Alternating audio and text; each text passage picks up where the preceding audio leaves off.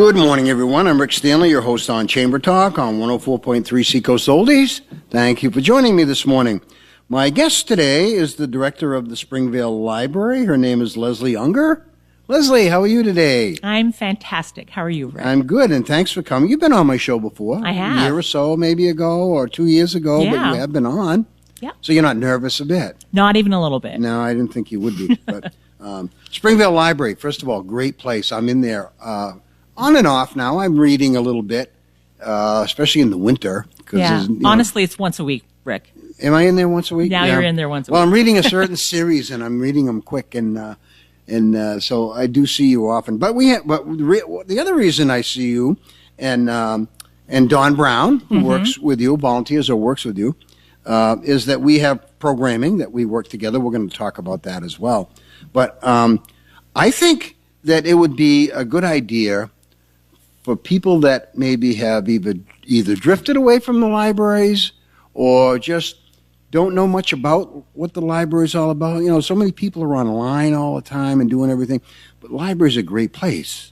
I love the library. It's just neat to go there. It's like the Historical Society. I love to just go in the door and see what's going on. So let's talk in general, if you would, about Springvale Library and some of the programming, and so people can get a feel about the village of Springvale. You know, it's a village library is what I think it is. Yeah. Yeah. While it's smaller, it still represents, half of Sanford, Springvale. So, and we have a lot of patrons that are in Sanford that use our library and vice versa. Yeah. So it's really a community library, and I think of libraries as communities. Yeah. So people that don't know, there's two libraries in Sanford. The Sanford Goodall Library, which is in renovation right now, and then the beautiful village Springvale Library. Thank you. So we have a lot of things going on at the library. So I always say that libraries are our fundamental kind of services, books, but we're more than just books. We're community. We have programs that help people grow, that help people connect and make friends. We have programs to enrich your lives, like, for instance, we have Christina Baker Klein, a New York Times bestselling author, coming in September. Right. You know, that's kind of something I wanted to talk about. Her name is Christina Baker Klein, and New York Times bestselling author. How did you get her to come here to Springvale, Maine? So I found her assistant's email address rather than going through her publisher. And what that affords is that she's a Maine author, so she's up from Southwest Harbor. Yeah. So, and she lives in New York City as well. So she has a new book coming out September 3rd. What kind of writing does she do? So a lot of her work is historic fiction or realistic fiction. Uh-huh. But the one that's coming up, her new book, is written with Ann Burt, and it's actually a thriller. It's kind of a fast-paced, interesting thriller that can be right on the edge of your seat kind of reading. Really? Yeah. Uh-huh. So. Now, again, she's not an author that I know, and I'm just kind of finding books again is what I'm saying. And so I'm not familiar with a lot of the authors.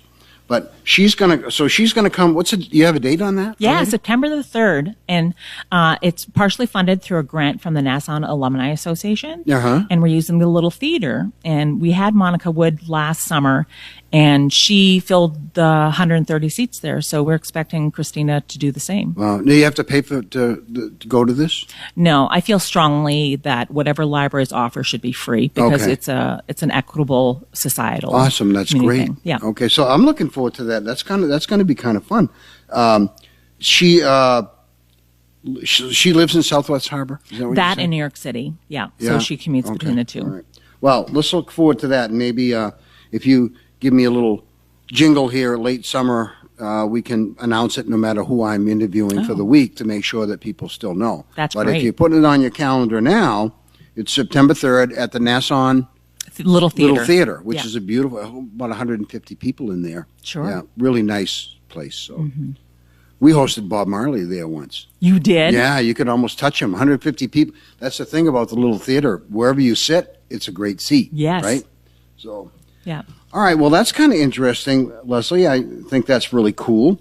You have children's programs? Oh my gosh, we have so many children's programs. Why don't we go through with the programs and like when they are and what times a year or what goes on?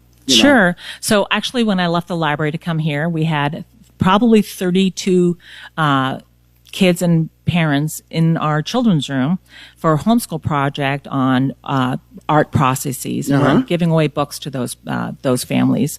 Susan Schwaka, she's an art teacher and a celebrated artist in New Hampshire.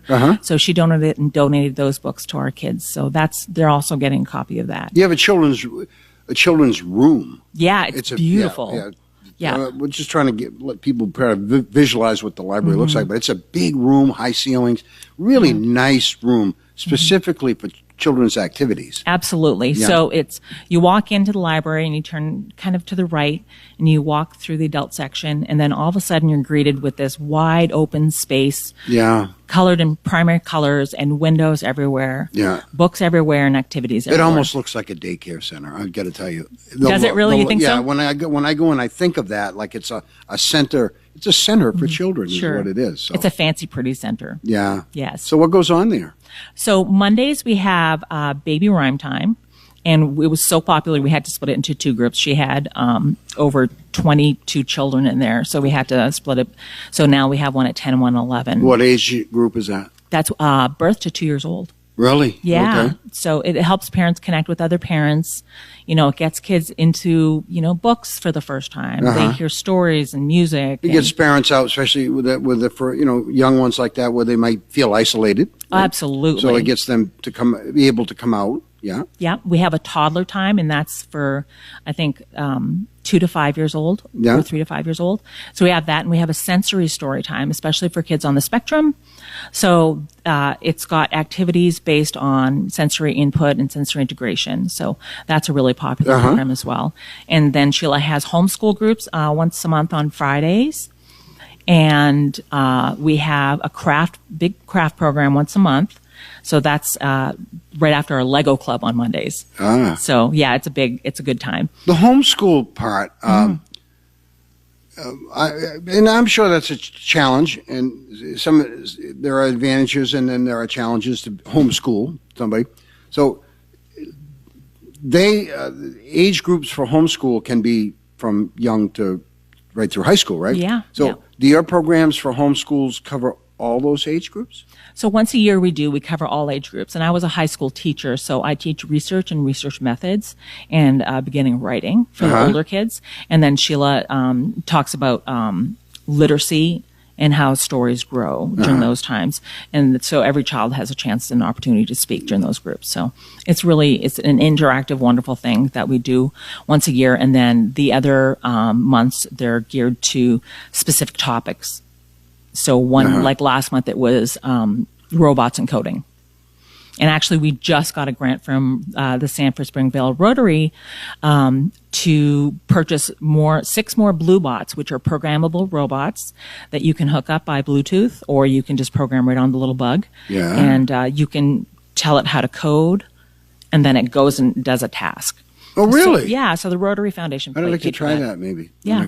Is that for kids? Yes, Rick, it's for kids. All right.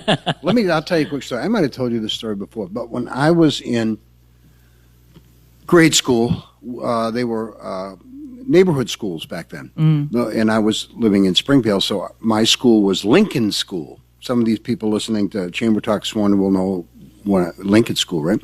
Well, I don't know which grade it was, first, second, or third grade, whatever. But we used to do field trips, which would be walking. We'd walk somewhere, right? They didn't have a lot of busing going on back there, taking us places. There wasn't a lot of money anywhere. And we walked over to the Springvale Library. Now, it didn't look anything like it did today. You walked in the front door. There was only a front door, the one you don't use as often but faces the street. All your addition was not there. Any additions were not there. It was just whatever the original library, 1960 or 61. We went in there to learn about what was in the library and to get our first library cards. So I don't have that card anymore. I don't know if you've got it on file. But in 1961, I want to say, my first library card from Springvale Library, and we'd walked over from school to get it. That's awesome. Just so you know. Yeah. And you can get a library card now. If you live in Sanford or Springvale, it's free. And you can have a card at Goodall and at Springvale, or they also work interchangeably. And all you need is a driver's license, just a form of picture ID and a proof of address. And you just walk in and we welcome you as part of our community and give you a library card. That's great. And a lot of times you don't need a library card if you're on file. I mean, maybe it's just me. You let me do that. You come in and I give you the book and you run it through, and I'm not pulling out a library card. Is that not the way you're supposed to do it? So, as a small community library, we know most of our patrons. Most of your people. Yeah. And if you've returned a book, we know who you are. Yeah. Yeah. So, and we can look up patrons too. If they have just lost their card, we can give them a new one. Or I do have my card. I think it's in my car. I think it is. Yeah. But if you've lost your card, don't worry about it. We can always help out. Good to know. You also, now, I've done this, our family has done this in the past. You secure or whatever, tickets to different places like museums and things like that. Tell us that program. Sure. So libraries call them museum passes, but they're not just museums. So we have tickets to the Coastal Maine Botanical Gardens. These are free tickets. These are free tickets that you check out like a book, and you just get them for one day, and you don't have to return them. It's just a piece of paper. And then, so we have Coastal Maine Botanical Gardens. We have the Children's Museum and Theater in Maine. And we just got tickets to the Portsmouth Museum of Art. And really? Yeah, and Art in Bloom, which is an amazing experience, is actually this weekend. I just put it on our Facebook page. So if I wanted to go, you give me some, let's say I'm going to go Saturday and I stop in the library on Friday. Yep. I get this paper certificate that says my entrance for that Saturday. Yep. How many can you, like, if I have a family of 4? So for the Portsmouth Museum of Art, that's 2 adult tickets, but anybody under 18 is free. Okay. And then the Coastal Maine Botanical Gardens is for, I think, 2 adults and 2 children, or 4. And that's an amazing place. Yeah, it is really cool. Yeah. Yeah, people actually go up and stay the night. Yeah. They use our tickets and then stay the night. Wow. Yeah. That is a great resource. You're a great resource for that. That's a great perk to be a member of the library. Be a member of the library. Honestly, it really is. Sanford has the same. They have different deals? ones. Yeah, So they have different ones. Their so budget is a bit bigger than ours, so they have a little more flexibility. Okay. So check out passes there too. Yeah. Yeah. That's really interesting. Also, I might as well bring this up. A lot of times, the library only has so much room on their shelves, and you find a book that might not be at the library. Can you facilitate getting a book that somebody's looking for? Absolutely. So we're part of the consortium that covers the entire state of Maine. So when you look up in our catalog, you may not see a book that we have, but we can get it from another library. If you don't see it in that catalog, there's also another one that covers the entire state. So we can get it from any library in the state that participates. As long as they've got it, and then they can send it to you. Yep, exactly. It takes about a week. Yeah. And then you usually have it for either 2 or 3 weeks, and then we can often renew it for you. And then you send it back when they're all done with it? Yeah, we take care of all of that. Yeah. Wow, that's kind of neat. Yeah, it really expands our collection and gives better service to our patrons. Yeah, I like that. Yeah, I will have to say, though, that van delivery service is currently under threat because the cuts to the IMLS funding through the federal government. So the state has just lost 13 employees, and so it'd be a little harder to get interlibrary loan. We're worried that it's going to go away at this point. So it's something that we're keeping an eye on. Okay. Well, you get enough books for people to read over there. We have lots of books. Yes. We'll find you a book. We guarantee it. Have something special upstairs that not a lot of libraries have. Yes. We have a genealogy and local history research room. We have vital statistics going back into the 1800s. Yeah. We have microfilm going for newspapers back into 1883. Wow. Yeah, we have the Sanford Tribune and the Sanford Advocate in print that you can actually open up a book and see their original newspapers. Wow. Yeah, that's really cool. And we have the largest genealogy, local history, and vital statistics in southern Maine. Wow. So that collection is really important to our, like, not just our community research, but people call from California. We did research for them that way. Yeah, I've done research on that myself in the past, family genealogy. Do you people use microfiche anymore? Is that all? Yeah, they do. You still got that? Yeah, we still do, actually, because microfilm is the one form of storage that is the most secure over time. Really? Yeah. So do you remember floppy disks? Yeah. Yeah, we can't use them anymore. Flash drives, they're probably going to be gone in 10 years. Yeah. Yeah. Really? So it'll be So the microfilm. Yeah. Microfilm is the way preserves longer. Is that what it is? Absolutely, in perpetuity, really, as far as we know. So what that means for us is I just wrote a grant for a new microfilm reader and printer. So that's going to be really state of the art, and that'll help you really clearly see all of our microfilm. Wow. That'll work on slides. That'll work on those little strips of photographs that they used to have. So so that'll work on all of that. If you haven't used that before, I got to tell you, if you venture into the Springvale Library, try that microfiche machine. It's pretty cool, you start spinning the wheel up there, and things really can fly by you quicker than you think. But it's kind of an interesting, almost, it's a throwback. It really is. It's a throwback to a long time ago. Yeah, it's a classic. Let's call it that. But it's a neat way to start looking up information that you, especially families in Sanford, all kinds of things are on there. There's ads from, businesses that were in business 100 years ago. Yeah. You'll see Harland Eastman's photo from when he was like 16 in some of those newspapers. Yeah, amazing. Yeah. It's amazing. If you just joined me, my guest today is Leslie Unger, and she is the director of the Springvale Library, and I'd like to have her here. And we collaborate with the Chamber collaborates with the Springvale Library on a program we're going to talk about right now. It's a summer music program. We've done it for quite a few years now, and it's a big success. It's called Music on the Patio. We're so excited that we work with the Chamber on this program. So in the summer, every Friday for 11 weeks, Rick goes out and finds sponsors for each one of these concerts, and we schedule musicians. So we schedule musicians from all kinds of genres. So we have an Irish musician, we have a country musician this year. That's going to be really great. I'm going to go over that list so they know. Oh, good. Because you gave me the list the other day, and I'm excited to see some of these names. Some I don't know, which is good because I'd like to go to hear somebody new. Yeah, we're mixing it up. Yeah. So 11 concerts over the summer from 12 to 1. Bring your lunch, bring a chair, come hang out for an hour of great music. It's awesome.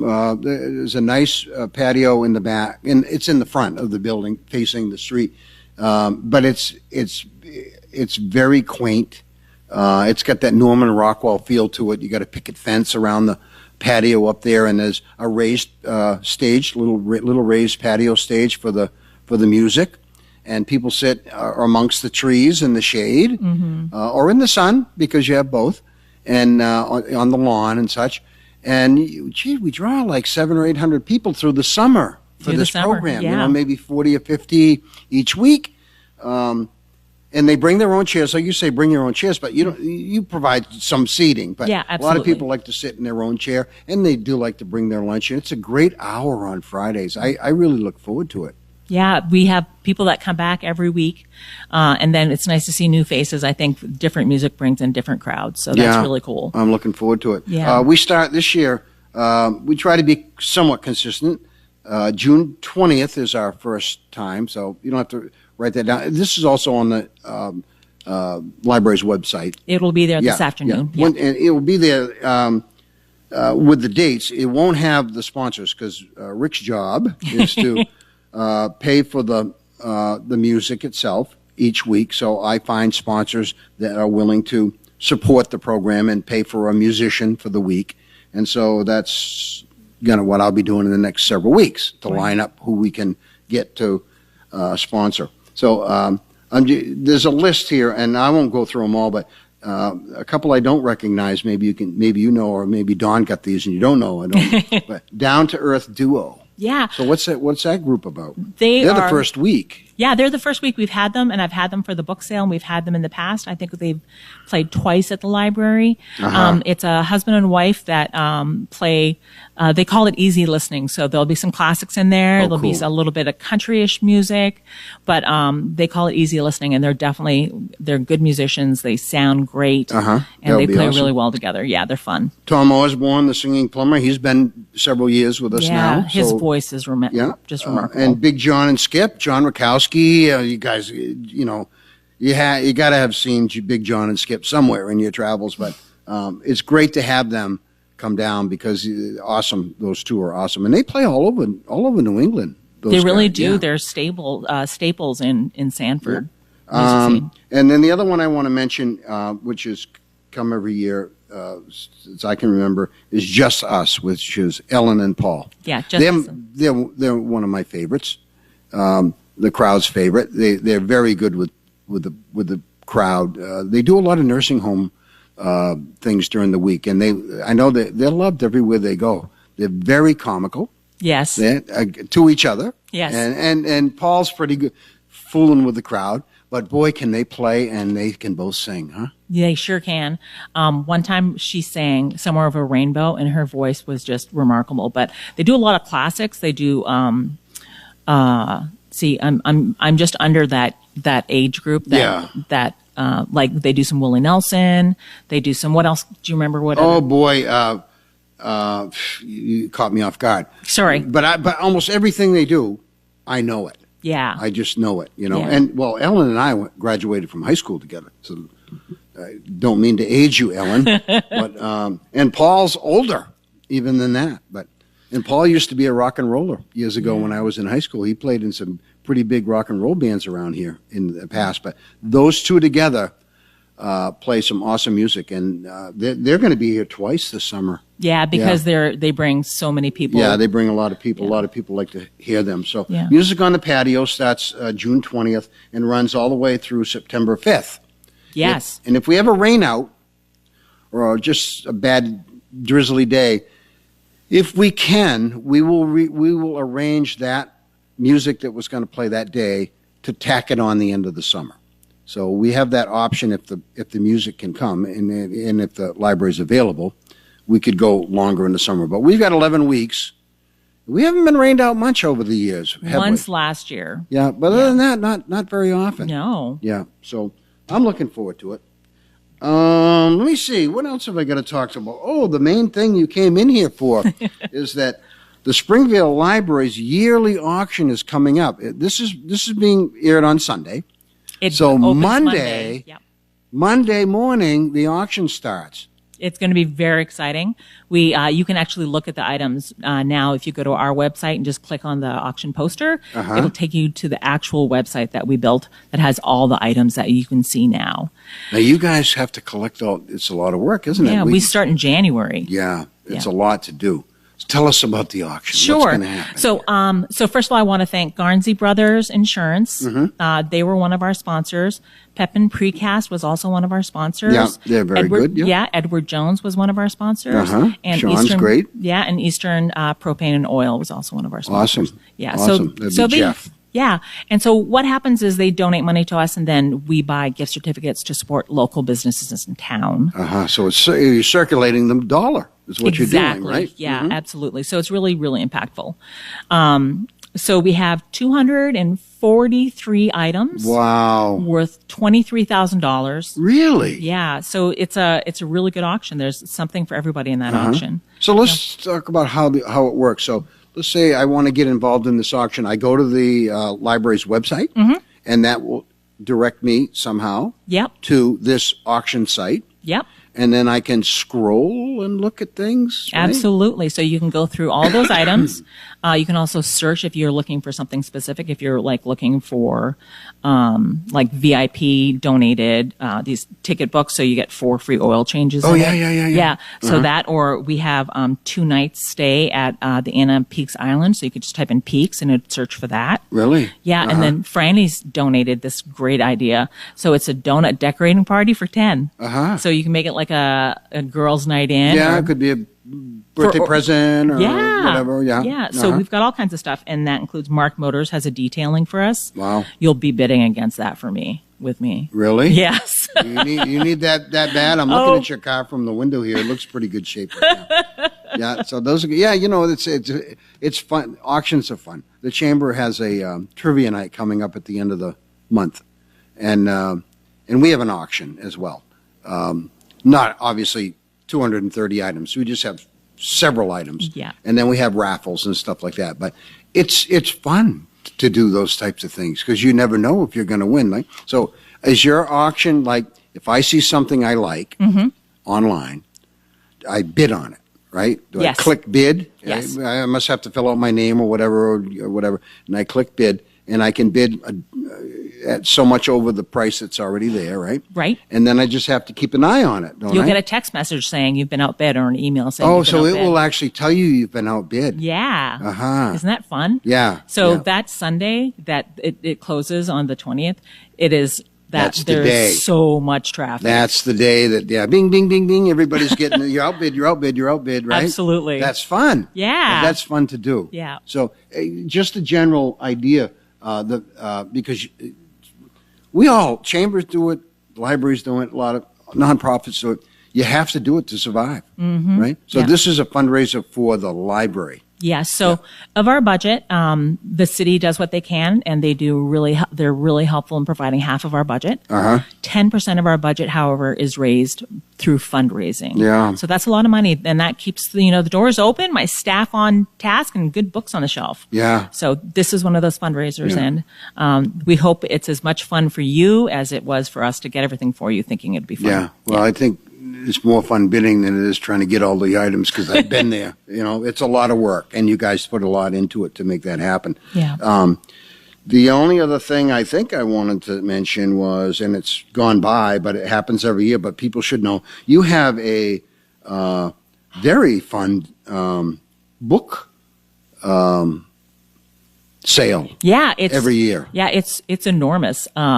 It covers the entire front side of the library on the Bodwell court side. Yeah. And there's thousands and thousands of books out there. Yeah. I know people that schedule their vacations around this. Yeah. Yeah. Which to me is like outlandish, but I'm grateful because they walk away with bags of books. Yeah, and I know our family has always gone there, and book family that I live with has always gone there and picked out a ton of books. Yeah. It's just awesome time. And that won't happen until fall again. The first 2 weeks of September. Yeah, I think early it's one September, of those but so Friday, keep Saturdays. an eye out for it, everybody. Just want you to know that it does happen. If you're into book sales and things like that, they put it under the tents. There's several tents outside, and it's on the grass, and it's sometimes you have music. Yeah, we have on. music. Yep. Yeah. Every year we have music. Some of the same musicians actually come back in the fall. Yeah. And this year we have a DJ that volunteered to come Yeah, as well. that'd be fun. Mm-hmm. Leslie, I think I covered what you wanted to talk about. Did I miss anything? No, I just come on down to the website on the 14th, which is Monday, and the auction closes on the following Sunday, and have some fun, and hopefully you find something that you really like. So only Monday to Sunday. Monday You to don't Sunday. want to procrastinate too long on that. Nope. Right? So it's fun to look at the items you'll have too. So, okay, I want to thank you very much. My guest today has been Leslie Unger, and she's the director of the Springvale Library. And we've enjoyed her time here with us. Thank you so much for having me. I'm Rick Stanley, your host of Chamber Talk on 104.3 Seacoast Oldies. Hope you enjoyed my conversation.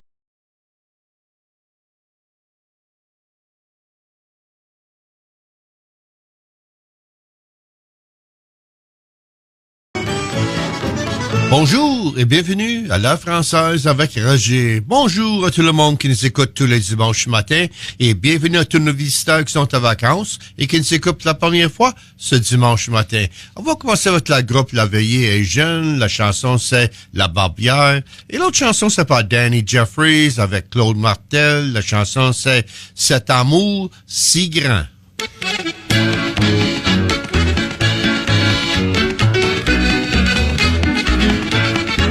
C'est dans Paris, y a toute Barbière, 100 fois plus belle que le jour. C'est dans Paris, y a toute Barbière, 100 fois plus belle que le jour. Pourquoi qu'on dit qu'elle est si belle? Oh oui, j'irai la voir un jour. Pourquoi qu'on dit qu'elle est si belle? Oh oui, j'irai la voir un jour. Je partirai vers la minuit pour arriver à la pointe du jour. Je partirai vers la minuit pour arriver à la pointe du jour. Que voulez-vous, joli jeune homme? Que voulez-vous, si grand matin? Que voulez-vous, joli jeune homme? Que veux que l'on m'y fasse la barbe, jolie barbière, me la ferez vous. Je veux que l'on m'y fasse la barbe, jolie barbière.